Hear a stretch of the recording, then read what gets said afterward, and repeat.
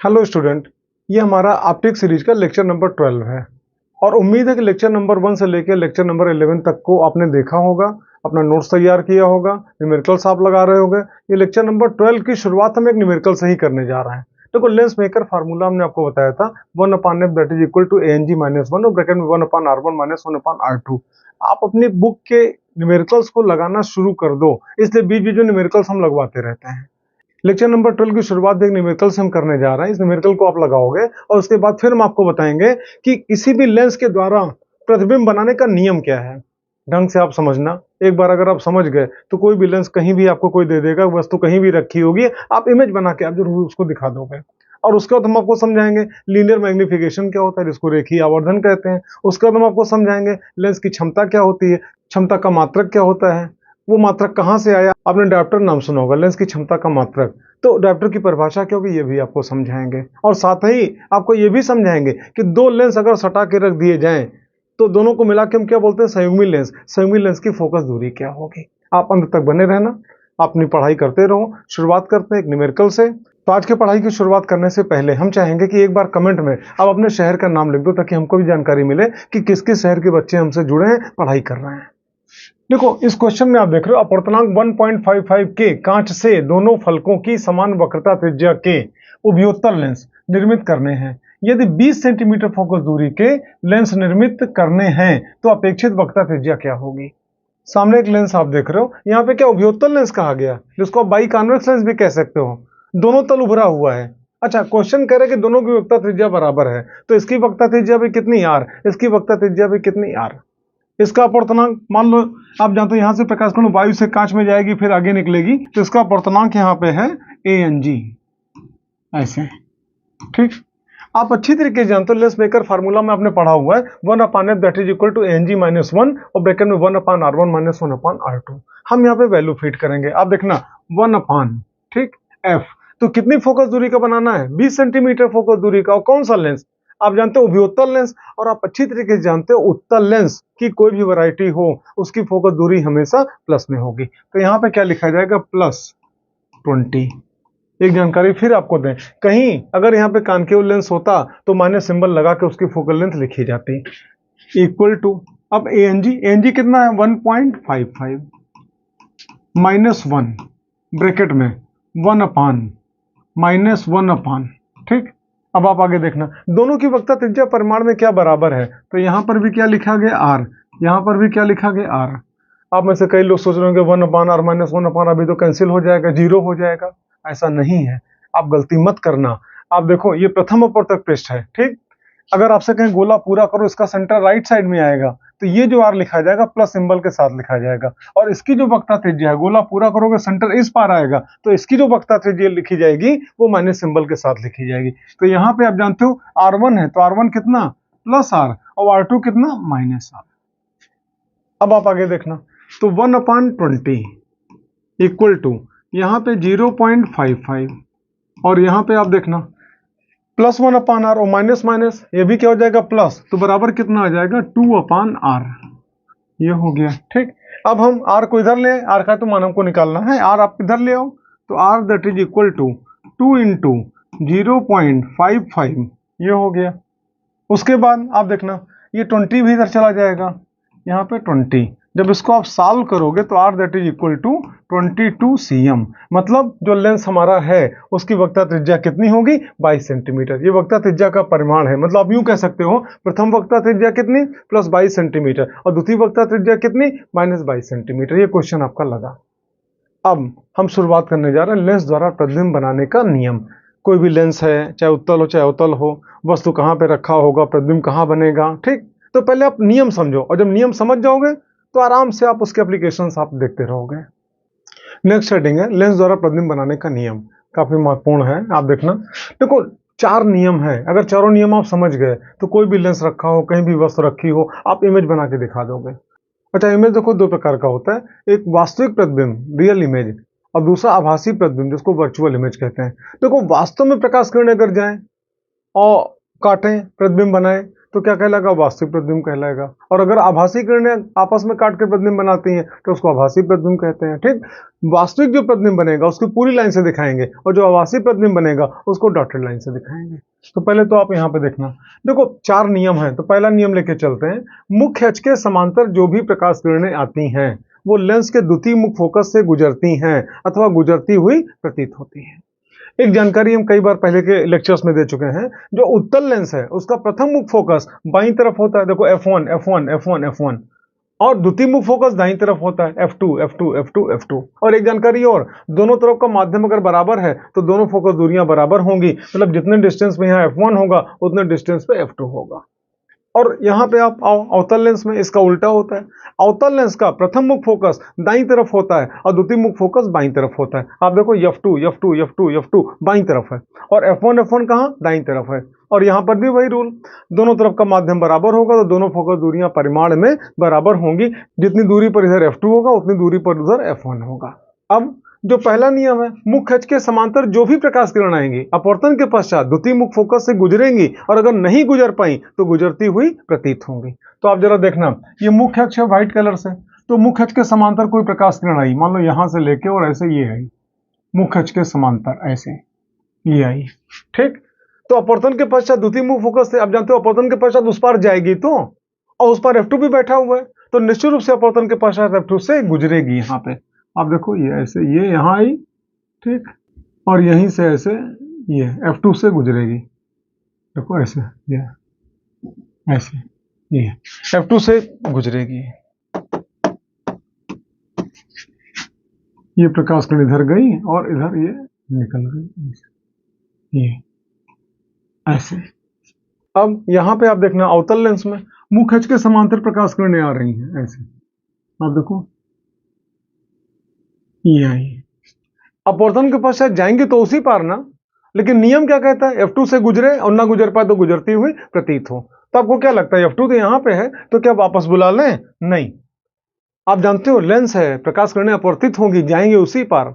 तो ठीक है, ऐसा गुजारो कि लगे कि F2 से निकलती हुई प्रतीत हो रही है। F2 यही तो है, यहां से डॉटेड लाइन पहले मिलाओ, देखो ये ऐसे।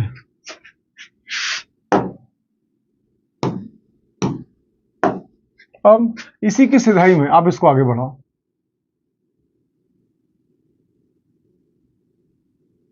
ऐसे।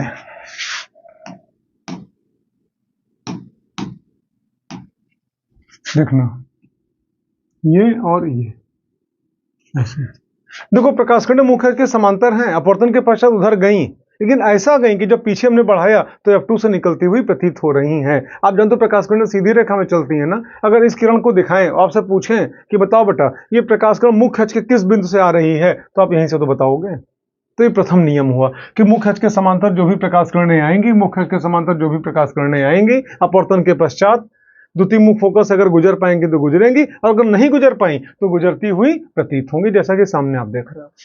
द्वितीय नियम कहता है कि प्रथम मुख्य फोकस से जो भी प्रकाश किरणें आएंगी, अच्छा अगर नहीं आ सकती हैं तो प्रथम मुख्य फोकस की ओर आती हुई जो भी प्रकाश किरणें प्रतीत होंगी अपवर्तन के पश्चात मुख्य अक्ष के समांतर हो जाएंगी।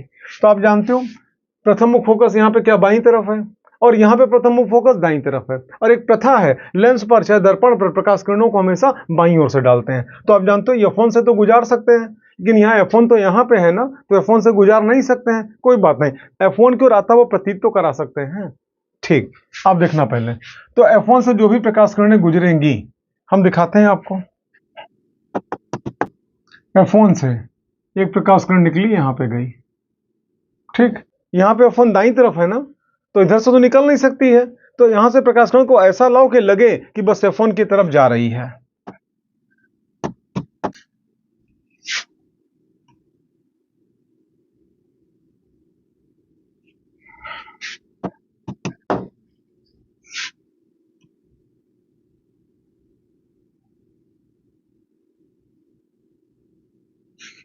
आप देखना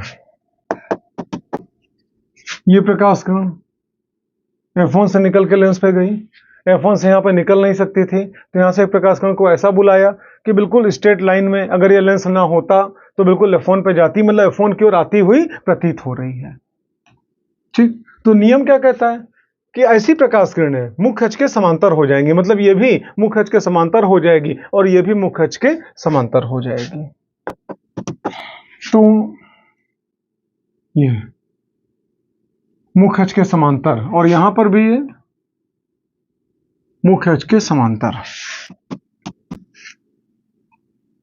ऐसे ये ठीक। अब तीसरा नियम क्या कहता है कि लेंस के प्रकाशिक केंद्र से जो भी प्रकाश किरण गुजरेगी अपने मार्ग से बिना विचलित हुए और बिल्कुल सीधी गुजर जाएगी। ठीक, तो आप देखना प्रकाशिक केंद्र कहाँ, इसी जगह पे तो होगा। तो चाहे ये लेंस हो चाहे ये लेंस हो, प्रकाशिक केंद्र से जो भी गुजरेगी बिना विचलित हुए बिल्कुल सीधी गुजर जाएगी। ठीक, तो आप देखना ये यहाँ पे और यहां से बिल्कुल स्ट्रेट ऐसे, ये कहीं विचलित नहीं हुई। लेकिन एक जानकारी आपको दे, मोटे लेंस के लिए नहीं, पतले लेंस के लिए। उसी प्रकार यहां पे आप देखना प्रकाशिक केंद्र यही तो है, लाओ, और प्रकाशिक केंद्र से जो गुजरी बिल्कुल सीधी ऐसे ये गुजर गई, ऐसे।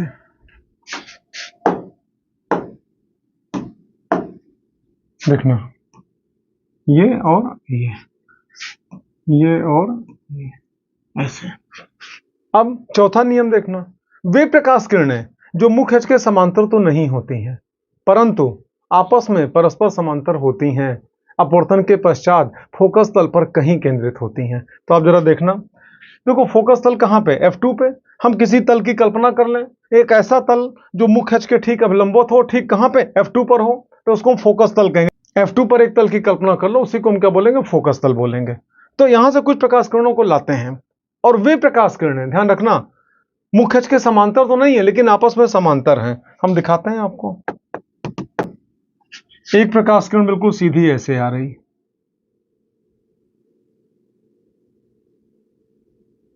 ऐसे। एक प्रकाश किरण इसी के बिल्कुल ठीक समांतर यहां पे आई,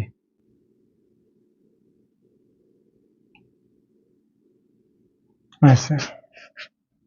नियम क्या कहता है कि अपवर्तन के पश्चात फोकस तल पर कहीं केंद्रित होंगी, मतलब फोकस तल F2 पे ही तो होगा। ठीक, तो ये प्रकाश कण यहां से आई और यहां पे ऐसे ये केंद्रित हुई, और ये प्रकाश कण यहां पे आई ऐसे और यहां पे ऐसे गई, यहां पे।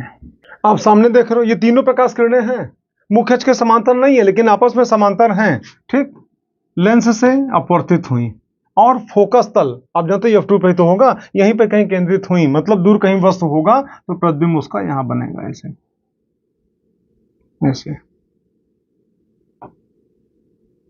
ऐसे।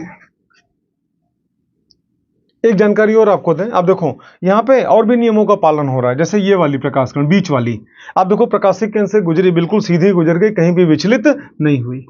हम इसकी बात कर रहे हैं। इसको आप देखो, ये कहां F1 से आई, और F1 से आई तो देखो मुख्य अक्ष के समांतर हो गई। ठीक, और यही नहीं, जितनी भी किरणें इसके पैरेलल यहाँ पे लेंस पे पड़ेंगी सबके सबको यहां से गुजरना पड़ेगा, प्रतिबिंब यहां बनेगा और वास्तविक प्रतिबिंब बनेगा, वस्तु के सापेक्ष छोटा ही बनेगा, वस्तु के सापेक्ष उल्टा बनेगा। अच्छा, उसी प्रकार से यहां पे आप देखना प्रकाश किरणें आ रही हैं, मुख्य अक्ष के समांतर आएंगे, तो एक प्रकाश किरण ये बिल्कुल सीधी ऐसे, एक प्रकाश किरण यहां से बिल्कुल समांतर, एक प्रकाश किरण यहां से बिल्कुल समांतर, ये। तो आप जानते हो कौन सी लेंस है ये, अवतल लेंस है, कॉनकेव लेंस है, अपसारी लेंस है, डाइवर्जिंग लेंस है, जिस किसी नाम से आप पुकारो, प्रकाश किरणों को क्या करेगा, मुख्य अक्ष से दूर की ओर भेजेगा। देखो ये जो प्रकाश किरण है अगर हम आगे बढ़ाएं तो F1 की ओर जाती हुई प्रतीत हो रही है। और नियम क्या कहता है, प्रथम मुख्य फोकस के बारे में नियम आपने देखा था कि प्रथम मुख्य फोकस से जो भी प्रकाश किरणें निकलेंगी अथवा प्रथम मुख्य फोकस की ओर आती हुई जो भी प्रकाश किरणें प्रतीत होंगी अपवर्तन के पश्चात मुख्य अक्ष के समांतर हो जाएंगी। तो ये जो प्रकाश किरण है मुख्य अक्ष के बिल्कुल ठीक समांतर हो जाएगी।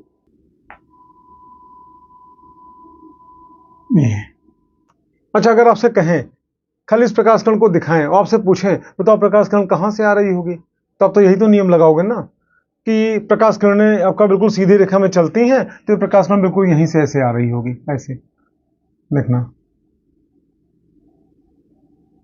ऐसे। अच्छा, आप आगे देखना ये प्रकाश किरण देखो यहां से आई इधर निकल गई, क्यों, क्योंकि प्रकाश किरण किधर की ओर, आप देखो F1, आप सीधे आगे बढ़ाओ, देखो F1 की ओर आती हुई प्रतीत हो रही है ना यहाँ पे ऐसे, ये तो नियम क्या कहता है, देखो ये प्रकाश किरण है, F1 की ओर आती हुई प्रतीत हो रही थी, लेकिन लेंस से अपवर्तित होकर मुख्य अक्ष के समांतर हो गई। अगर आपसे पूछें कि बताओ भैया अपवर्तित जो प्रकाश किरण है बताओ कहां से आ रही होगी, तो आप बताओगे सर बिल्कुल स्ट्रेट ऐसे आ रही होगी। अच्छा, इनके बारे में देखना, ये प्रकाश किरण कहां ऑप्टिकल सेंटर से गुजर रही है, तो बिना विचलित हुए बिल्कुल सीधी गुजर गई। ये दोनों किरणें कहां पे काट रही हैं, इसी जगह पे काट रही हैं। ठीक, इसका मतलब क्या हुआ कि इसका प्रतिबिंब कहां बनेगा, फोकस तल पे बनेगा। ये फोकस तल कहां पे, F2 पे है। यहां पे किसी तल की कल्पना कर लो, एक ऐसा तल जो मुख्य अक्ष के ठीक लंबवत हो। आप जानते हो जो भी वस्तु होगा उसका जो प्रतिबिंब बनेगा यहां पे बनेगा ऐसे, और वो भी कैसा, डॉटेड। ये अच्छा, अब इनके बारे में देखो, इनके बारे में कोई नियम नहीं, लेकिन हाँ इतना जरूर है, ये दोनों किरणें जहां पे काटी, अब इनके समांतर जितने भी किरणें होंगी, हर किरणें यहीं से निकलती हुई प्रतीत होंगी। यहां से ऐसे प्रकाश किरण गुजारो, यहां पे ऐसे लाओ, तो अपवर्तन के पश्चात जानते हो बिल्कुल सीधी ऐसे ये गुजर जाएगी, ऐसे।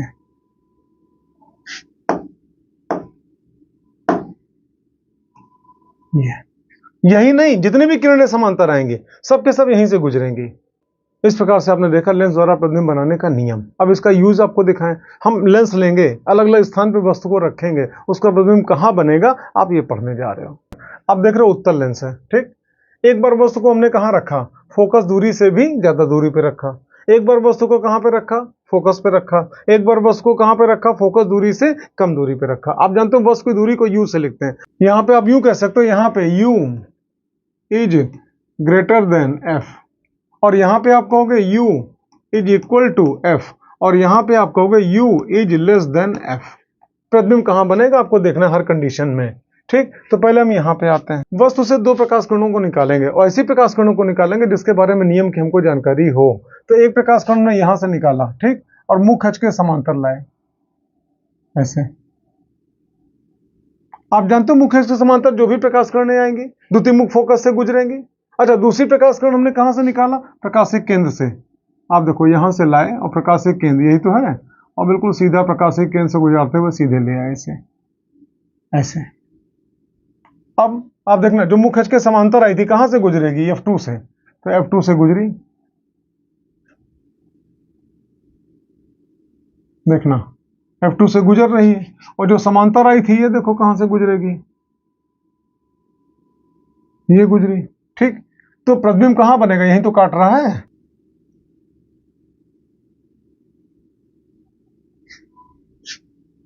इस वस्तु का प्रतिबिंब इसी जगह बनेगा ऐसे,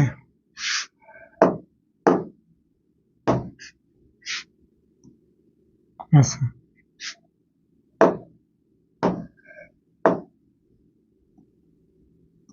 ये आप देख रहे हो वस्तु से दो किरणें निकली, एक मुख्य के समांतर निकली जो F2 से गुजरी, और दूसरा प्रकाशिक केंद्र से गुजरी जो बिल्कुल बिना विचलित से बिल्कुल सीधी निकल गई। दोनों किरणों ने यहां पे काटा, प्रतिबिंब यहां बना, जो प्रतिबिंब बना वस्तु के सापेक्ष उल्टा बना, थोड़ा बड़ा बना और वास्तविक बना। क्यों, क्योंकि वास्तव में प्रकाश किरणें काट रही हैं। अब यहां पे देखते हैं, आप देख रहे हो फोकस पे वस्तु रखी है, इमेज कहां बनेगा, चलो बना के देखते हैं। यहां से एक प्रकाश किरण बिल्कुल सीधी गुजारेंगे ये, और दूसरी प्रकाश किरण को प्रकाशिक केंद्र से गुजारेंगे ऐसे। अब जो सीधी गुजरी वो कहां से गुजरेगी, फोकस से गुजरेगी, इसको फोकस से गुजारो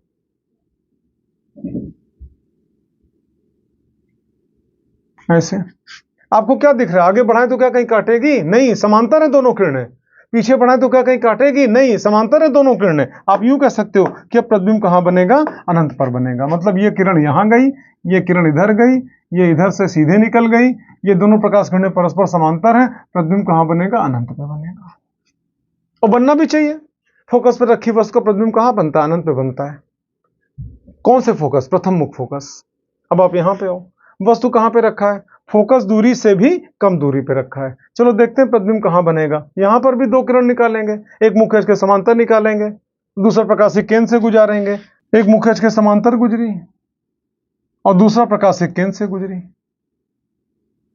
आप देखो प्रकाशिक केंद्र वाली बिना विचलित हुए बिल्कुल सीधी गुजर गई, और जो मुख्य अक्ष के समांतर गुजरी वो कहां से, फोकस से गुजरेगी। इनको फोकस से गुजारो।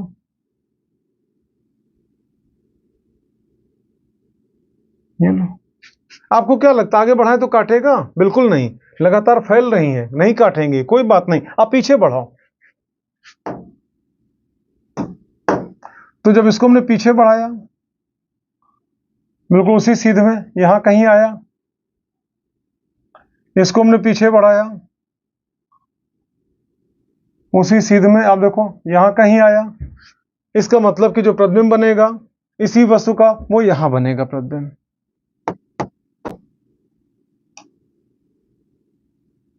ऐसे। अब सामने आप देख रहे हो 3 अवतल लेंस हैं, मुख्य अक्ष है, वस्तु रखी है। यहां पे आप देख रहे हो जो वस्तु रखी है, वस्तु की दूरी फोकस दूरी से क्या अधिक है। यहां पे वस्तु कहां, फोकस पे रखा हुआ है, और यहां पे वस्तु कहां रखा है, फोकस और लेंस के बीच में रखा हुआ है। मतलब आप यूं कह सकते हो यहां पे u is greater than f, यहां पे u is equal to f, और यहां पे फिर u is less than f। हम देखते हैं प्रतिबिंब कहां बनेगा। अच्छा, उसके लिए आप देखना, हम यहां से 2 किरण निकालेंगे और ऐसी किरणों को निकालेंगे जिनके बारे में नियम की जानकारी हमको हो। हम जानते हैं प्रकाशिक किरण से जो भी किरण गुजरेगी अपने मार्ग से बिना विचलित हुए बिल्कुल सीधी गुजर जाएगी। और तीनों में हमने एडवांस से पहले से लाइन खींच रखा है। आप देखो यहां से प्रकाशिक किरण से गुजरी, बिल्कुल सीधी गुजर गई, प्रकाशिक किरण से गुजरी, बिल्कुल सीधी गुजर गई, और प्रकाशिक किरण से गुजरी, बिल्कुल सीधी गुजर गई। हम ये भी नियम जानते हैं कि मुख्य अक्ष के समांतर जो भी प्रकाश किरणें आएंगी अपवर्तन के पश्चात द्वितीय मुख फोकस से गुजरती हैं अथवा गुजरती हुई प्रतीत होती हैं। तो आप देखो द्वितीय मुख फोकस यहाँ पे तो है, ठीक, तो यहां से एक प्रकाश किरण ऐसे निकली, यहां पे आई, मुख्य अक्ष के समांतर है। अब कायदे से उसको कहा F2 से गुजरना चाहिए, तो क्या इसको वापस बुला लें? कभी नहीं। आप जानते हो दर्पण नहीं है, लेंस है, प्रकाश किरणें जाएंगी उसी प्रकार, ठीक है, भेजो, लेकिन ऐसा भेजो कि लगे कि यहां से निकलती हुई प्रतीत हो रही है। तो आपको दिखाएं, जैसे यहां पे आप देखना, ये यहां से प्रकाश किरण ऐसे, ये ऐसे, और फिर बिल्कुल सीधी ऐसे गुजर जाएगी, ऐसे। आप यूं कह सकते हो यहां से प्रकाश किरण ये निकली और प्रकाश किरण इधर गई, ठीक। जब आपसे पूछेंगे कि देखो ये अपवर्तित किरण है, कहां से आ रही है, आप देखोगे प्रकाश तो सीधी रेखा में चलता है, स्केल उठाओगे और बिल्कुल सीधे यहां पे बताओगे कि सर देखिए F2 से निकल के जा रही है। क्यों? मुख्य अक्ष के समांतर है। फिर आप आगे देखो तो दोनों किरणें कहां पे काट रही हैं, यहीं तो काट रही हैं, और जहां पे काटेंगे इमेज कहां बनेगा, यहीं तो बनेगा। तो आप यूं कह सकते हो कि यहां पे प्रतिबिंब बना, ठीक। अच्छा, क्या किरणें वास्तव में काट रही हैं? नहीं, आभास हो रहा है, इसलिए यहां पे जो प्रतिबिंब बनेगा वो आभासी प्रतिबिंब बनेगा, ऐसे।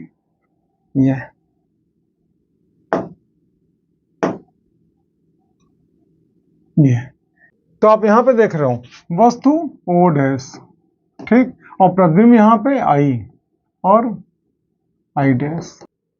आप देखो जो प्रतिबिंब बना वस्तु के सापेक्ष का सीधा बना, छोटा बना और आभासी बना। क्यों आभासी बना? क्योंकि आभासी किरणें काट के प्रतिबिंब बना रही हैं।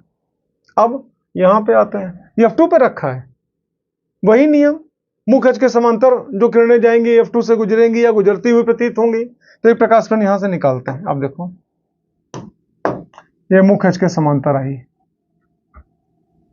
कहां से गुजरेगी, F2 से गुजरेगी या गुजरती हुई प्रतीत होगी। तो क्या करें, प्रकाश किरणों को वापस बुला लें? नहीं, आप जानते हो जाएगी उसी प्रकार, लेकिन ऐसा गुजरेगी कि F2 से निकलती हुई प्रतीत होगी। हम दिखाते हैं आपको,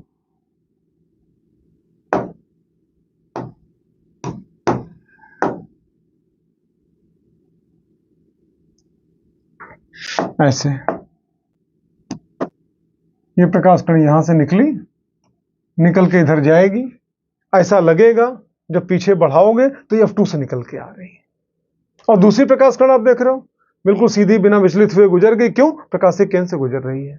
तो ऐसी कंडीशन में इस वस्तु का प्रतिबिंब कहां बनेगा? यहां पे। और कैसा बनेगा? डॉटेड बनेगा। आप देखो ये ऐसे। आप यूं कह सकते हो वस्तु यहां पे O डैश और प्रतिबिंब यहां पे I डैश। वस्तु के सापेक्ष क्या सीधा बना, छोटा बना और आभासी बना। अवतल लेंस है ना, अवतल लेंस क्या करता है? आभासी प्रतिबिंब बनाता है। अवतल लेंस कभी भी वास्तविक प्रतिबिंब नहीं बनाता है। अच्छा, एक क्वेश्चन आपसे पूछें, एक बात बताओ, जब फोकस पे वस्तु रखी है तो प्रतिबिंब अनंत पे क्यों नहीं बना? प्रतिबिंब यहां क्यों बन गया? इसका आंसर कमेंट करके आप बताओ। वीडियो पास करो, पहले इसका आंसर आप लिख के हमको बताओ। उम्मीद है कि अपना आंसर आप शायद लिख चुके होंगे। अब इसका आंसर हम देने जा रहे हैं। जानते हो, नियम ये कहता है प्रथम मुख फोकस पे रखी वस्तु का प्रतिबिंब बनता है अनंत पे। ये तो द्वितीय मुख फोकस पे रखा है, काहे को आप उम्मीद करते हो अनंत पे बनेगा? अच्छा, इसके बाद आप देखना, अब प्रकाश किरणें यहां पे रखी हैं, तो जब यहां पे रखी हैं फिर वही नियम, मुख एच के समांतर जो किरण आएगी,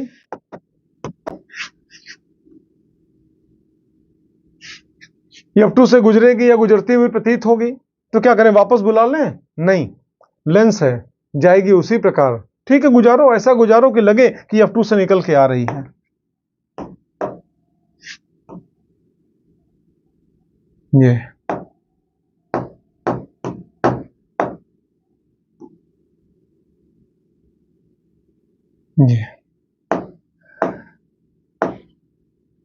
ये प्रकाश किरण यहां से निकली ऐसे, और ये इधर निकल गई, और दूसरी वाली प्रकाशिक केंद्र वाली बिना विचलित हुए सीधी गुजर गई। तो आगे बढ़ाए तो क्या काटेगी? कभी नहीं। पीछे बढ़ाओ तो यहां पे काट रही है। अब देखो इस जगह पे, इसका मतलब कि इस वस्तु का प्रतिबिंब कहां बनेगा? यहां पे। ये ऐसे, ये आप यूं कह सकते हो, वस्तु कहां? ये O डैश, और प्रतिबिंब कहां? I dash. इस प्रकार से आपने देखा, उत्तल लेंस हो चाहे अवतल लेंस हो, अलग अलग स्थानों पर अगर वस्तु रखी है तो प्रतिबिंब कहां पे बनेगा। जो पहला डायग्राम यहां पे आप देख रहे हो, ये उस समय का डायग्राम है जब U is greater than F। ये उस समय का डायग्राम है जब U is equal to F। ये उस समय का डायग्राम है जब U is less than F। देखो, अगर आपसे कहें वास्तविक प्रतिबिंब कौन बनाता है, हम लेंस की बात कर रहे हैं, दर्पण की बात नहीं कर रहे, तो बहुत पहले ही आप पढ़ चुके हैं। अगर आपसे कहें वास्तविक प्रतिबिंब कौन बनाता है, तो जानते हो उत्तल लेंस बनाता है वास्तविक प्रतिबिंब। अवतल लेंस कभी भी वास्तविक प्रतिबिंब नहीं बनाता है, पहली बात समझो। अच्छा, फिर आपसे कहें आभासी प्रतिबिंब कौन बनाता है, तो आभासी प्रतिबिंब उत्तल लेंस भी बनाता है और अवतल लेंस भी बनाता है। फिर आप आगे देखना, देखो वास्तविक प्रतिबिंब जब कभी बनेगा वस्तु के सापेक्ष उल्टा ही बनेगा, कभी वस्तु के सापेक्ष सीधा नहीं बन सकता। कौन? वास्तविक प्रतिबिंब। और वास्तविक प्रतिबिंब जब कभी बनेगा, लेंस अगर इस पार होगा तो वास्तविक प्रतिबिंब उस पार होगा, और वस्तु के सापेक्ष उल्टा होगा। और कौन बनाएगा? केवल उत्तल लेंस बनाएगा, बाकी नहीं। फिर आपसे हम बात करें आभासी प्रतिबिंब, तो आभासी प्रतिबिंब उत्तल लेंस भी बनाता है, आभासी प्रतिबिंब अवतल लेंस भी बनाता है, और आभासी प्रतिबिंब हमेशा वस्तु के सापेक्ष सीधा ही बनता है। अंतर क्या है? अवतल लेंस जब आभासी प्रतिबिंब बनाएगा तो वस्तु के सापेक्ष छोटा बनाएगा। आप देखो यहाँ पे अवतल लेंस ने आभासी प्रतिबिंब बनाया, आभासी बनाया, आभासी बनाया, और तीनों आभासी वस्तु के सापेक्ष क्या बने? छोटे बने। अवतल लेंस भी आभासी बनाता है, लेकिन वस्तु के पीछे ही बनाता है और वस्तु से बड़ा बनाता है। तो इतना आप समझना अंतर क्या है। एक बार फाइनली आपसे फिर हम बात करें, आभासी प्रतिबिंब उत्तल लेंस भी बनाएगा, अवतल लेंस भी बनाएगा, वस्तु के सापेक्ष हमेशा सीधा बनेगा, चाहे उत्तल बनाओ चाहे अवतल बनावे। लेकिन अगर आभासी प्रतिबिंब अगर उत्तल लेंस बनाएगा तो वस्तु के सापेक्ष बड़ा बनाएगा और वस्तु के पीछे बनाएगा, और अगर अवतल लेंस बनाएगा तो वस्तु के सापेक्ष छोटा बनाएगा और वस्तु और लेंस के बीच में कहीं बनाएगा, लेकिन लेंस के बाईं तरफ ही बनाएगा। आभासी प्रतिबिंब हमेशा बाईं तरफ ही बनेगा, और वास्तविक प्रतिबिंब हमेशा दाईं तरफ बनेगा। वास्तविक प्रतिबिंब हमेशा वस्तु के सापेक्ष उल्टा बनेगा। तो इस प्रकार से आपने देखा, अलग अलग लेंस अलग अलग स्थानों पर वस्तुओं को रखे तो प्रतिबिंब कहां बनेगा। अब इसके बाद चलते फिर नेक्स्ट हेडिंग, रेखीय आवर्धन, लीनियर मैग्निफिकेशन। देखो, लेंस या दर्पण दोनों का मुख्य कार्य क्या है? किसी भी वस्तु का प्रतिबिंब बनाना, वो चाहे आभासी प्रतिबिंब बनावे और चाहे वास्तविक प्रतिबिंब बनावे। ठीक। रेखीय आवर्धन का तात्पर्य होता है कि प्रतिबिंब की लंबाई और वस्तु की लंबाई दोनों के अनुपात को हम रेखीय आवर्धन कहते हैं।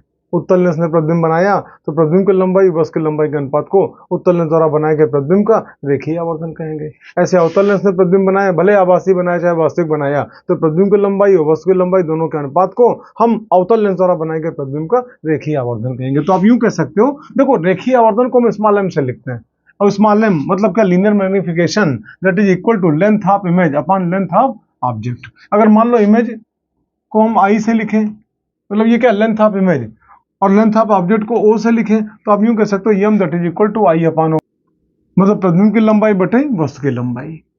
और आप जानते हो ऊपर भी लंबाई नीचे भी लंबाई, ऊपर भी मात्रक मीटर नीचे भी मात्रक मीटर, कैंसिल हो गया। रेखीय आवर्धन का कोई मात्रक नहीं होता है।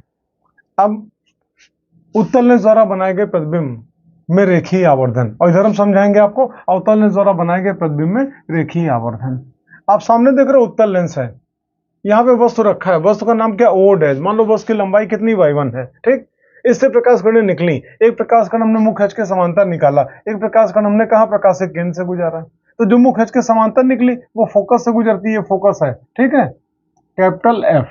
जो प्रकाशिक केंद्र से गुजरी बिना विचलित हुए बिल्कुल सीधी निकल गई, दोनों किरणों ने यहाँ पे काटा और प्रतिबिंब ये बना, आई डैश बना। आप यहाँ पे देख लो जो प्रतिबिंब बन रहा है वस्तु के सापेक्ष उल्टा बन रहा है, ठीक, और वास्तविक बन रहा है। क्यों? क्योंकि वास्तव में प्रकाश किरणें काट रही हैं। आप यहाँ पे देखना, वस्तु का नाम ओ डैश, यहाँ पर भी एक प्रकाश कण मुख्य अक्ष के समांतर निकली और दूसरी प्रकाश कण प्रकाशिक केंद्र से निकली, तो जो प्रकाशिक केंद्र से निकली बिल्कुल सीधी गुजर गई, और जो समांतर निकली आप जानते हो इसका फोकस, या आप यूं कहो द्वितीयमुख फोकस यहाँ पर होगा CF2, इसका द्वितीयमुख फोकस यहाँ पे हो गया, ठीक। अब ऐसी कंडीशन में आप देखना, तो जो समांतर निकली आप जानते हो फोकस यहाँ तो है, द्वितीयमुख फोकस वापस लौटा सकते नहीं है, जाएगा उसी प्रकार भेजा, लेकिन ऐसा भेजा कि लग रहा है कि F2 से गुजरता हुआ निकल रहा है। अच्छा, जो प्रकाशिक केंद्र से गुजरा बिना विचलित हुए निकल गया, दोनों ने यहाँ पे काटा, प्रतिबिंब बना, प्रतिबिंब का नाम क्या, आई डैश है। जो प्रतिबिंब बना वस्तु के सापेक्ष छोटा बना, वस्तु के सापेक्ष सीधा बना और आभासी बना। हम यहाँ पर भी रेखीय आवर्धन निकालेंगे और यहाँ पर भी रेखीय आवर्धन निकालेंगे। अब जरा यहाँ पे देखना, ट्रायंगल का कुछ नाम दे दें यहाँ पे, इसका नाम ओ डैश है, इसका नाम आई डैश है। मान लो इसका नाम हमने मान लिया सी, ठीक, और इसका नाम मान लो हमने दे दिया सी डैश, ऐसे। उसी प्रकार यहाँ पे आप आ जाओ, इसका नाम है सी, ठीक, और इसका नाम ने दे दिया सी डैश। अब आप इधर देखना, triangle O O dash C, ठीक, तथा triangle I I dash C, दोनों समरूप हैं।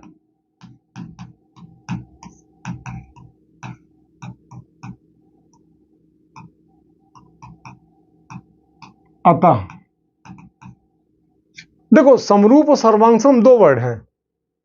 सर्वांगसम का तात्पर्य क्या होता है, सर्व अंग सम, सब कुछ बराबर, और समरूप का तात्पर्य क्या होता है, डिजाइन केवल सेम है, साइज सेम नहीं है। आप यहां पे देखना, ओ डैश सी ये ट्रायंगल हो गया, आई डैश सी ये दोनों समरूप हैं, हमने सर्वांगसम नहीं कहा है। तो अगर समरूप हैं तो लंब और आधार में जो अनुपात यहाँ पे होगा, लंब और आधार में वही अनुपात यहाँ पर होगा। तो यहाँ पे लंब और आधार में अनुपात अगर देखा जाए तो लंब का नाम क्या, ओ डैश, ठीक, और आधार का नाम CO, that is equal to, यहां पे आओ, लंब का नाम आई डैश, ठीक, और आधार का नाम CI। अच्छा, उसी प्रकार से यहां पे आते हैं, आप देखना, ट्रायंगल, जो ट्रायंगल यहां पे देखा आपने ओ डैश सी, वही ट्रायंगल वहां पर भी देखो, जो ट्रायंगल यहां पे आपने देखा आई डैश सी, वही ट्रायंगल आप यहां पर भी देखो। तो जैसे यहां पे समरूप है वैसे वहां पर भी समरूप होंगे। आप देखना, बड़े त्रिभुज के अंदर तो छोटा त्रिभुज बना हुआ है, तो आप यहां पर भी कह सकते हो कि त्रिभुज ओ डैश सी तथा त्रिभुज आई डैश सी दोनों समरूप हैं।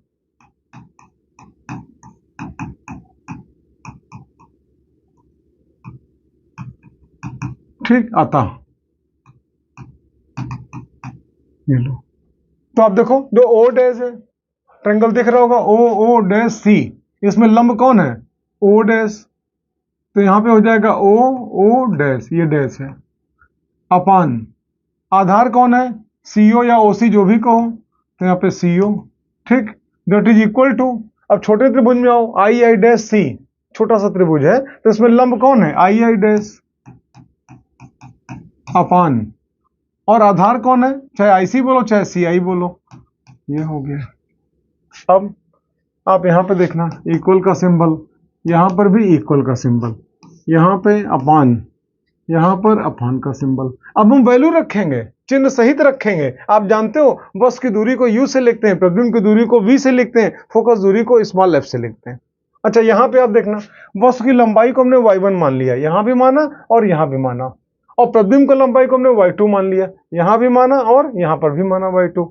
देखो, प्रतिबिंब की लंबाई बटे वस्तु की लंबाई, यही तो रेखीय आवर्धन होता है। तो यहां पे आप आओ, प्रतिबिंब की लंबाई आई डैश अपान ओ डैश हो गया, प्रतिबिंब की लंबाई बटे वस्तु की लंबाई, और दैट इज इक्वल टू, ठीक। अब आप यहां पे आओ तो ये बराबर हो जाएगा CI अपान CO। अच्छा, उसी प्रकार से यहां पे देखना, I dash upon O dash that is equal to, ठीक, C I upon C you. जो यहां लिखा वही यहां लिखा, अब चिन्ह सहित मान रखने जा रहे हैं। अब देखना, अच्छा उसके पहले आपको समझा है आई A dash upon O dash मतलब प्रतिबिंब की लंबाई बटे वस्तु की लंबाई, इसी को आप क्या कहते हो, रेखीय आवर्धन, और किससे लिखते हो, एम से।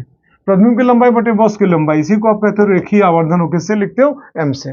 तो यहाँ पे एम की वैल्यू आप देखना, m that is equal to I A dash upon O dash. तो आई ए डैश का मान कितना, यही तो है, कितना, y2, लेकिन मुख खच के नीचे है तो यहाँ पे क्या हो जाएगा, -y2 अपॉन ओ डैश, यही तो है y1, और मुख खच के ऊपर है तो यहाँ पे क्या हो जाएगा, +y1, फिर इक्वल। अब आप यहाँ पे हो सी आई, तो सी आई का मतलब क्या है, यहां से लेके प्रतिबिंब की दूरी, और आप जानते हो प्रतिबिंब की दूरी को v से लिखा जाता है, ये दूरी किधर, राइट साइड में है, तो यहाँ पे क्या लिखा जाएगा, +v। फिर CO, यहां से लेके यहां तक की दूरी, और वस्तु की दूरी को u से लिखते हैं क्योंकि बाईं तरफ है, तो यहाँ पे क्या लिखा जाएगा, -u। अब कैंसिल करो आप देखना m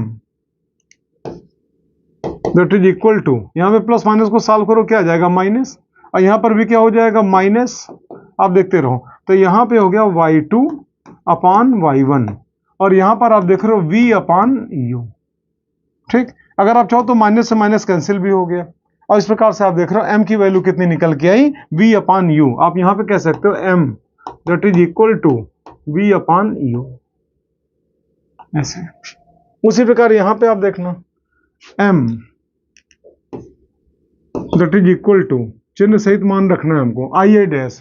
तो आई ए डैश मतलब क्या, प्रतिबिंब की लंबाई, प्रतिबिंब की लंबाई क्या, y2, मुख खच के ऊपर है तो यहाँ पे क्या लिखा जाएगा, +y2।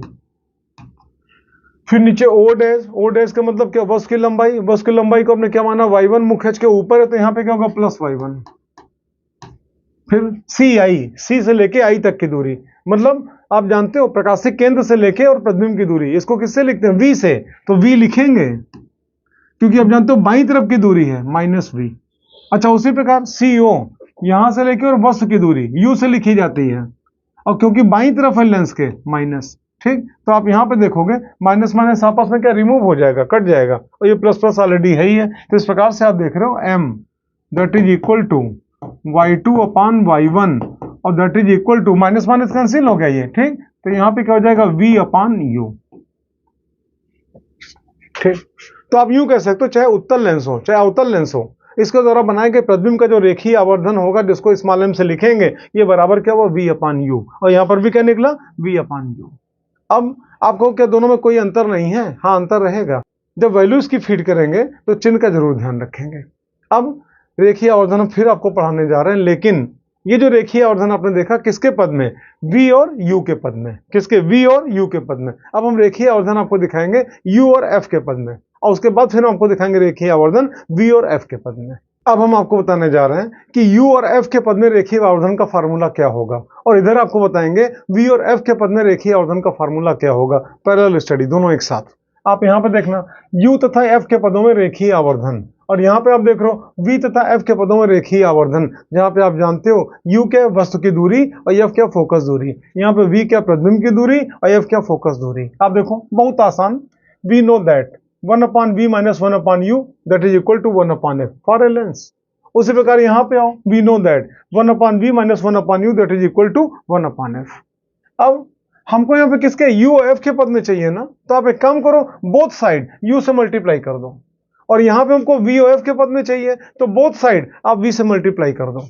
ठीक, तो आप देखो यहाँ पे multiplied by u in both side, क्योंकि आप जानते हो u f के पद में चाहिए, और यहाँ पे आप देख रहे हो multiplied by v in both side, क्यों, क्योंकि v और f के पद में चाहिए। तो यहाँ पे हमने बोथ साइड जब u से मल्टीप्लाई किया तो यहाँ 1 की जगह पे u आ गया, माइनस हो तो माइनस हो गया, 1 की जगह पे u आ गया, इक्वल है तो इक्वल हो गया, और 1 की जगह पे u आ गया, और नीचे वही v u f, v u f, यहाँ पे माइनस यहाँ पे माइनस। उसी प्रकार यहाँ पे आप देखना, v यहाँ पे v यहाँ पे v यहाँ पे, क्यों, क्योंकि 1 1 1 है ना, यहाँ पे गुणा हो गया, यहाँ पे v है, यहाँ पे u है, यहाँ पे f है, बीच में माइनस का सिंबल तो यहाँ माइनस का सिंबल, इक्वल का सिंबल, इस प्रकार से हमने काम किया। अब आप आगे देखना, जो कैंसिल होने लायक हो उसको कैंसिल कर दो, तो आप देखो यहाँ भी u और यहाँ भी u कैंसिल। अच्छा यहाँ पे आप देखना, यहाँ भी v और यहाँ पर भी v कैंसिल, तो इस प्रकार से आप देखोगे यहाँ पे क्या निकला, u अपान v, तो u अपान v को अगर हम चाहें तो 1 अपान v अपान u ऐसे लिख सकते हैं कि नहीं। फिर -1 that is equal to u/f। आप पूछोगे ऐसे क्यों लिखे? इसलिए लिखे कि v/u को आप पहचानते हो, यही तो इक्वल टू m होता है। ये लो, तो एक काम करो, 1/m that is equal to 1 plus u/f। आप पूछोगे ये कैसे? 1/m, v/u का मान कितना m हो गया, इक्वल और -1 उधर चला गया, ठीक, तो ये कितना हो गया, +1 हो गया, u/f हो गया। इसको जरा सॉल्व किया जाए तो यहाँ पे क्या हो जाएगा, f LCM हो जाएगा, तो यहाँ पे हो जाएगा f प्लस u। ये किसका मान निकला? 1/m का। तो इस प्रकार से m क्या होगा, f/u प्लस f। चलो, एक फार्मूला आप ये भी पा गए। u और f के पद में रेखीय आवर्धन, ये आप देखना स्मॉल f लिखा हुआ है, ठीक। अच्छा, यहाँ पे आप देखना ये कितना 1 माइनस, अच्छा v/u, तो v/u को अगर आप चाहो सीधे सीधे देखो तो इसकी जगह पे m का प्रयोग कर सकते हो, that is equal to v/f। अब इसको इधर ले जाओ m को और इसको इधर बुला लो, तो 1 minus v/f that is equal to m। अब f LCM ले लो, तो यहाँ पे f minus v that is equal to m। तो इस प्रकार से आप कह सकते हो m that is equal to f minus v upon f, ये भी कह सकते हो, या फिर आप डायरेक्ट ये भी कह सकते हो 1 माइनस v अपान f। चाहिए बोलो। इस प्रकार से आपका m का फार्मूला निकल आया। आपने देखा m का 3 फार्मूला आपने पाया। पहला formula m that is equal to v upon u, ये किसके पद में, v और u के पद में। और दूसरा फार्मूला क्या निकला, f अपान u प्लस f, किसके पद में, u और f के पद में। और तीसरा फार्मूला ये निकला 1 माइनस v अपान f, किसके पद में, v और f के पद में। रेखीय आवर्धन आप पढ़ चुके हैं। एक बात आप ध्यान रखना, जब कभी भी वैल्यू रखना, चिन्ह का जरूर ध्यान रखना। अब इसके बाद हम आपको बताने जा रहे हैं लेंस की क्षमता, पावर ऑफ ए लेंस। देखो, लेंस की क्षमता, पावर ऑफ ए लेंस, इसको P से लिखते हैं। P बराबर होता है 1/f, जहां पे स्मॉल f क्या फोकस दूरी है और किस में होनी चाहिए, मीटर में। ये कहां से फार्मूला निकला, हम उसके ओरिजिन पे चलते हैं। लेंस की क्षमता की परिभाषा होती है कि मुख्य अक्ष के समांतर तथा मुख्य अक्ष से 1 मीटर की दूरी पर स्थित प्रकाश किरणें लेंस से अपवर्तित होकर अपने मार्ग से जितना कोण विचलित होती हैं, उस कोण को हम क्या कहते हैं, लेंस की क्षमता, पावर ऑफ ए लेंस। आप यूं कह सकते हो कि कोई भी लेंस प्रकाश किरणों को उसके रास्ते से जितना ही ज्यादा मोड़ेगा उसकी क्षमता उतनी ज्यादा होगी, जितना ही कम मोड़ेगा उसकी क्षमता उतनी कम होगी, अगर नहीं मोड़ पाया तो उसकी क्षमता 0 होगी। आप यहाँ पे देखना, कॉन्वेक्स लेंस है, ये कॉनकेव लेंस है। आप यूं कह सकते हो उत्तल लेंस और अवतल लेंस। आप जानते हो उत्तल लेंस का द्वितीय मुख फोकस कहाँ पे होता है, दाहिनी तरफ, और अवतल लेंस का द्वितीय मुख फोकस कहाँ पे होता है, बाईं तरफ होता है, ठीक। तो ऐसी कंडीशन में मान लो कोई प्रकाश किरण है और मुख्य अक्ष के समांतर यहां से आ रही है, ऐसे ये आई। उसी प्रकार यहां पे आओ, कोई प्रकाश किरण है, मुख्य अक्ष के समांतर आ रही है, ऐसे आई। अब आप जानते हो अपवर्तन के पश्चात द्वितीय मुख फोकस से गुजरेगी, अगर ना गुजर पाए तो गुजरती हुई प्रतीत होगी। तो ये यहां से निकली, आप जानते हो द्वितीय मुख फोकस दाईं तरफ है, यहां से ऐसे गुजर चुकी, ऐसे ये जाएगी। अच्छा, इनके बारे में बात किया जाए, क्या प्रकाश किरणों को वापस बुला ले, नहीं, जाएंगे उसी प्रकार, ठीक है। भेजो, ऐसा भेजो कि F2 से निकलती हुई प्रतीत हो। तो यहां से निकल के ऐसे ही है, ये किरण ऐसे ही जा रही है, ऐसे। अब यहां से प्रकाश किरण निकली ये, और यहां से प्रकाश किरण ऐसे निकल गई। यहां पे आओ, यहां से प्रकाश किरण ये ऐसे निकली और यहां से ऐसे निकल गई। आप ये देखना कि जो प्रकाश किरण है यहाँ पे अपने मार्ग से कितना विचलित हुई। तो उसके लिए आप देखो, अगर रास्ते में लेंस ना पड़ता तो प्रकाश किरण बिल्कुल इसी रास्ते पर तो जा रहा था। उसी प्रकार यहाँ पे आओ, ये प्रकाश किरण इधर गई ना, अगर आपसे पूछे कि बताओ कहाँ से निकल रही होगी, तो आप यही तो बताओगे कि सर ये किरण यहाँ से निकल के जा रही है। तो ध्यान से सुनना, अगर ये लेंस रास्ते में ना पड़ता तो जो प्रकाश किरण जा रही थी इसका रास्ता यही तो होता, ऐसे, ठीक। तो आप देखना, इस लेंस ने यानी उत्तल लेंस ने प्रकाश किरण को उसके रास्ते से इतना कोण मोड़ा। मान लो इस एंगल को हम यहाँ पे डेल्टा लिख दें। उसी प्रकार यहाँ पे अवतल लेंस ने प्रकाश किरण को उसके मार्ग से इतना कोण मोड़ा, इसको डेल्टा लिख दें। अच्छा, एक बात और समझना, ये मस्ट है यहाँ पे कि ये दूरी 1 मीटर होना मस्ट है। ये यहां पर ये डिस्टेंस कितनी, 1 मीटर, ये होना मस्ट है। आप पूछोगे क्यों, इसकी परिभाषा में है कि मुख्य अक्ष के समांतर तथा मुख्य अक्ष से 1 मीटर की अवलंबित दूरी पर स्थित प्रकाश किरण जब लेंस से अपवर्तित होती है तो अपने मार्ग से जितना कोण विचलित होती है उस कोण को आप क्या बोलते हो, लेंस की क्षमता। तो आप देखो मुख्य अक्ष के समांतर है, 1 मीटर की दूरी पर है। अगर लेंस ना होता सीधे निकलती, लेंस था, उसने कहा तुमको उधर नहीं इधर जाना है, उसके रास्ते से डेल्टा कोण इसने क्या विक्षेपित करा दिया, इसी डेल्टा को आप क्या बोलोगे, लेंस की क्षमता। उसी प्रकार यहाँ पे आओ, प्रकाश किरण बिल्कुल सीधी जा रही थी, अगर रास्ते में लेंस ना पड़ता तो प्रकाश किरण इसी रास्ते पे से गुजरती। लेंस ने कहा नहीं तुमको उधर नहीं जाना इधर जाना है, और ऐसा भेजा कि जब पीछे बढ़ा तो F2 से निकलता हुआ प्रतीत हुआ। तो आप जानते हो इस लेंस ने प्रकाश कोण को उसके रास्ते से डेल्टा कोण विक्षेपित किया, इसी डेल्टा कोण क्या बोलेंगे, अवतल लेंस की क्षमता। अब आप यहां पे आओ, आप अच्छी तरीके से जानते हो लिमिट थीटा टेंड्स टू 0 पे sine theta that is equal to theta. आप ये भी जानते हो लिमिट थीटा टेंड्स टू 0 पे cos theta that is equal to 1। ठीक, ये 1 लिखा है लास्ट में। तो अगर आपसे पूछे कि लिमिट थीटा टेंड्स टू 0 पर टेन थीटा बराबर क्या होगा, तो आप जानते हो साइन थीटा बटे कॉस थीटा बराबर क्या, टेन थीटा। तो यहाँ पे थीटा बटे 1 बराबर क्या, थीटा। यानी कि आप यूं कह सकते हो कि लिमिट थीटा टेंड्स टू 0 पे टेन थीटा बराबर क्या होगा, थीटा। आप देखो टेंड्स टू 0 का मतलब क्या, थीटा का मान इतना कम कि अब 0 की तब 0, लेकिन 0 नहीं। अगर 0 होता तो यहाँ टेंड्स टू ना लिखा होता, थीटा बराबर 0 लिखा होता। तो आप यूं कह सकते हो जो थीटा है वही तो क्षमता है, थीटा का मान चाहिए। तो थीटा के अतिलतम मानों के लिए आप जानते हो, यहां पे आप देखना लिमिट, यहां पे एंगल क्योंकि डेल्टा है तो आप यूं कह सकते हो लिमिट डेल्टा टेंड्स टू 0 पे डेल्टा बराबर tan delta that is equal to लंब बटे आधार। ठीक, बराबर। अब आप आगे देखना, देखो अगर ये एंगल डेल्टा है तो निश्चित रूप से ये एंगल भी डेल्टा होगा। ठीक, और कोण के सामने भुजा क्या होती है, लंब, तिरछी वाली कर्ण, और ये क्या हो जाएगा, आधार। तो यहाँ पे लंब के नाम पे कौन, ये, और ये है कितना, 1 मीटर। तो यहाँ पे सीधे हमने लिख दिया 1 मीटर अपॉन आधार। तो आधार के नाम पे यहां से लेके यहां तक की दूरी, और ये दूरी क्या होगी, फोकस दूरी F। तो यहाँ पे क्या होगा, F। अच्छा, आप अच्छी तरीके से जानते हो ये कोण है, कोण विमाहीन होता है। ठीक, इसका मात्रक भी अलग से नहीं होगा, वो तो पूरक मात्रक इसको रेडियन से व्यक्त करते हैं कोण को।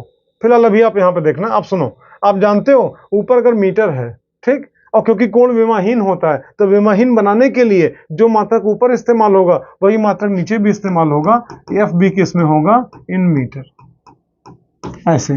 तो ऐसी कंडीशन में आप कह सकते हो delta that is equal to 1 upon F, लेकिन ध्यान रहे एफ किस में, इन मीटर। और इसी डेल्टा को आप क्या कहते हो, लेंस की क्षमता, और किससे लिखते हो, पी से। उसी प्रकार आप यहां पे आ जाओ, ये जो डेल्टा है यही लेंस की क्षमता है, P बराबर डेल्टा। और डेल्टा के अतिलतम मानों के लिए आप जानते हो लिमिट डेल्टा टेंड्स टू 0 पे डेल्टा बराबर क्या, टेन डेल्टा, या टेन डेल्टा बराबर क्या, डेल्टा। तो आप यहां पे देखना लिमिट डेल्टा टेंड्स टू 0 पे डेल्टा बराबर टेन डेल्टा, और ये बराबर क्या हो जाएगा, लंब बटे आधार। ठीक, तो डेल्टा बराबर, यहां पे आओ, लंब, आप जानते हो ये एंगल कितना है, डेल्टा, तो निश्चित रूप से ये एंगल कितना होगा, डेल्टा। और कोण के सामने गुजर लंब होती है ये कितना, 1 मीटर। तो यहां पे कितना हो गया, 1 मीटर, और बटे आधार, आधार के नाम पे यहां से लेके यहां तक की दूरी, तो ये दूरी क्या कहलाएगी, फोकस दूरी, जिसको स्मॉल एफ से लिखते हैं। तो ये एफ हो गया। फिर यहाँ पे ये विमाहीन होता है तो इधर भी सब विमाहीन होना चाहिए, तो ऊपर अगर मीटर है तो नीचे भी इसको मीटर में लिखें।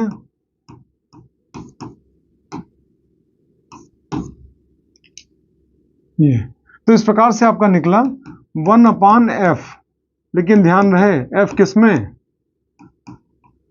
In metre. और जहां पे डेल्टा को आप क्या कहते हो, लेंस की क्षमता, किससे लिखोगे, पी से। तो आप यूं कह सकते हो P that is equal to delta that is equal to 1 upon F, और यहां पे क्या हो जाएगा, इन मीटर। जब कभी भी लेंस की क्षमता निकाली जाएगी इसी फॉर्मूला से निकाली जाएगी, लेकिन ध्यान रहे, आपको बार बार याद दिला रहे हैं, ये आपका मान हमेशा मीटर में ही लिखना। अगर सेंटीमीटर में लिख दोगे आपका आंसर गलत हो जाएगा। इस प्रकार से आपने देखा लेंस की क्षमता के बारे में। और एक जानकारी आपको दें, देखो आपने पढ़ा होगा फर्स्ट ईयर में मूल राशियां, व्युत्पन्न राशियां, एक आपने पढ़ा होगा सप्लीमेंट्री यूनिट जिसको हम कहते हैं पूरक राशियां। वे सभी राशियां जो विमाहीन हो, तो कायदे से मात्रकहीन भी होना चाहिए। फिर भी किसी एक मात्रक के द्वारा व्यक्त करना हमारी मजबूरी हो, या फिर किसी एक मात्रक के द्वारा उनको व्यक्त करते हो, मतलब विमाहीन होने के बावजूद भी किसी मात्रक के द्वारा व्यक्त करते हैं, तो ऐसी राशियों को हम क्या बोलते हैं? पूरक राशियां। और यहाँ पे जानते हो ये उसी में से है। कायदे से आप यहाँ पे देख रहे हो, ये कोण यही तो बराबर क्षमता है।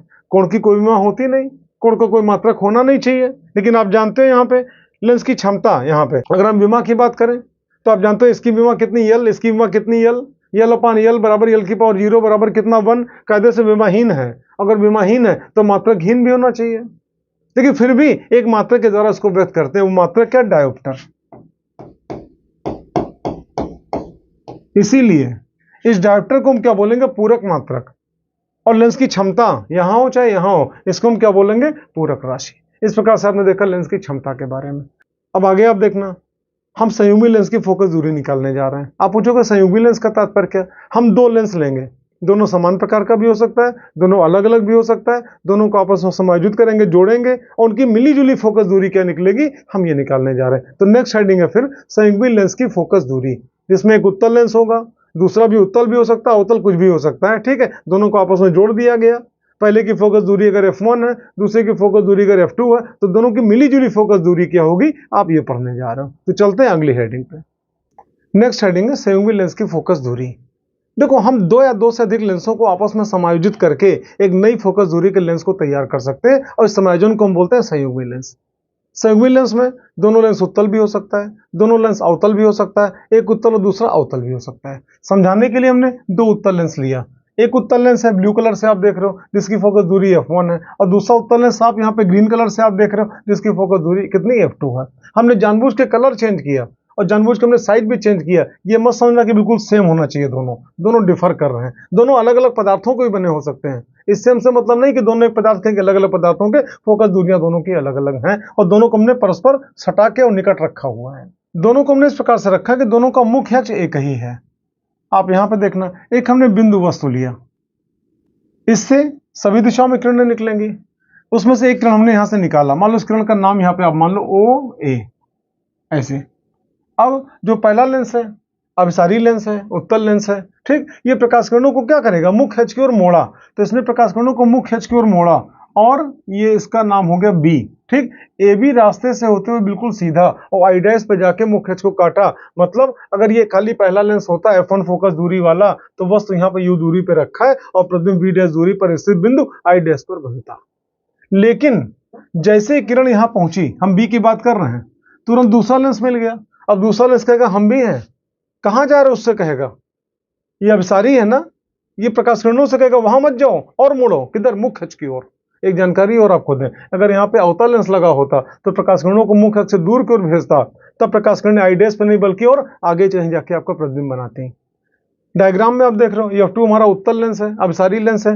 ये प्रकाश किरणों से कहेगा वहां मत जाओ, प्रकाश किरणों को क्या करेगा? मुख्य अक्ष की ओर मोड़ेगा, और जिसका परिणाम क्या होगा कि वही प्रकाश किरणें जो आपका AB से होते हुए सीधे I डैश पे जा रही थी और इसका प्रतिबिंब यहां बना रही थी, किसके कारण? F1 के कारण। अब जब F2 रास्ते में पड़ गया तो F2 क्या करेगा? इन प्रकाश किरणों को I डैश पे नहीं जाने देगा, बल्कि प्रकाश किरणों को मुख्य अक्ष की ओर और मोड़ देगा, और अब वही प्रकाश किरणें बजाय I डैश पे जाने के B से निकल के और ऐसे यहां पे कहीं आई और मान लो प्रतिबिंब बनाई, और इसका नाम मान लो I, ऐसे, और जिसकी यहां से लेके यहां तक की दूरी V।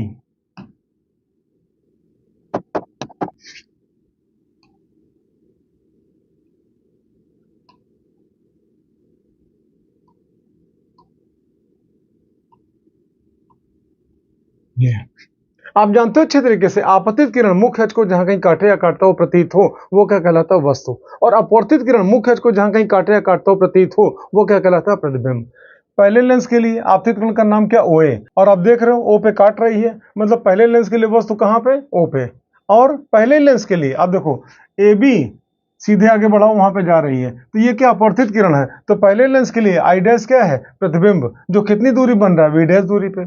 अब दूसरे लेंस की बात करें जो ग्रीन कलर का है, जिसकी फोकस दूरी कितनी f2 है। अगर आपसे पूछें इस पे आपतित किरण का नाम क्या है, तो आपतित किरण का नाम क्या है, AB। देखो तिरछा ऐसे जा रहा है। आप बताओ पीछे बढ़ाएं तो क्या मुख इसको काटेगा, कभी नहीं।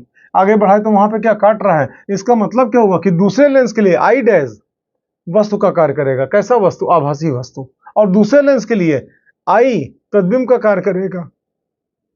कैसा प्रतिबिंब, वास्तविक प्रतिबिंब। कितनी दूरी बनेगा, v दूरी पर।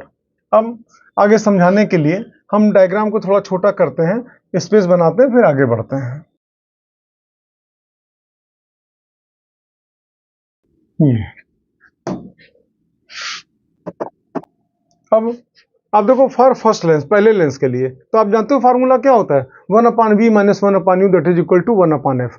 तो पहले लेंस के लिए जिसकी फोकस दूरी f1 है, जो ब्लू कलर का है, उसके लिए प्रतिबिंब कौन है, आई डैश। कितनी दूरी पे, v डैश दूरी पे।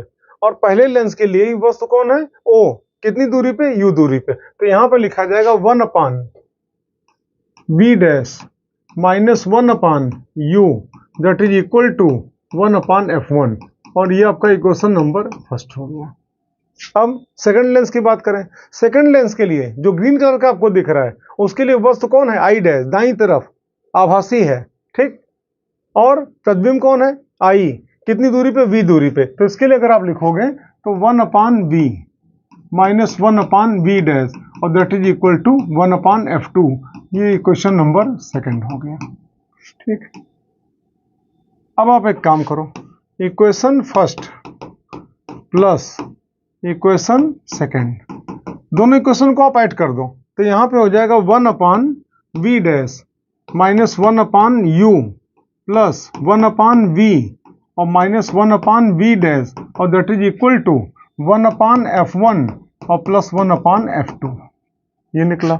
अब आप आगे देखना, 1/v डैश और माइनस 1/v डैश आपस में क्या कैंसिल हो गए। तो यहां पे फिर निकल के आया 1/v माइनस 1/u और that is equal to 1/f1 और प्लस 1/f2। ये आपका इक्वेशन नंबर थर्ड ये हो गया। अब आप यहां पे देखना, हम ये मान के चलते हैं कि मान लो f फोकस दूरी का कोई ऐसा लेंस है जो लेंसों के उपरोक्त समायोजन के तुल्य है। आप पूछोगे इसका मतलब क्या, मतलब जो काम ये दोनों लोग आपस में चिपक के कर रहे हैं, वही काम यह फोकस दूरी वाला अकेले कर देगा। आप पूछोगे ये दोनों मिलकर क्या काम कर रहे हैं, आपको बताएं। बाईं ओर u दूरी पर रखी वस्तु का प्रतिबिंब दाईं ओर और v दूरी पर बना रहे हैं फाइनली। तो आप यहां पर देखना, ये जो तुल्यकारी लेंस है, मतलब जो इन दोनों लेंसों के तुल्य है, उसका एक डायग्राम बनाते हैं पहले इसी के ठीक नीचे। तो इस तुल्यकारी लेंस के लिए देखना, ये लेंस अकेले ही बाईं तरफ u दूरी पर रखे बिंदु वस्तु O का प्रतिबिंब दाईं ओर v दूरी पर बना रहा है। कहां पे, बिंदु I पर। ऐसी कंडीशन में अगर आप इसके लिए बात करोगे तो आप यहां पे देखना 1/v minus 1/u that is equal to 1/f। और ये हो गया इक्वेशन नंबर 4, ठीक। अब आप दोनों को कंपेयर कर दो,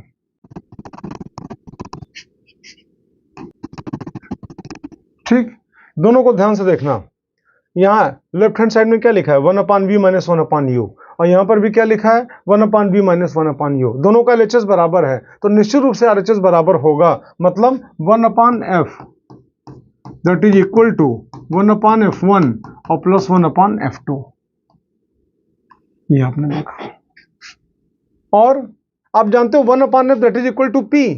अभी इसी लेक्चर में आपने पहले पढ़ा है लेंस की क्षमता। तो अगर आप चाहो तो यहाँ पे ये भी लिख सकते हो p that is equal to p1 plus p2।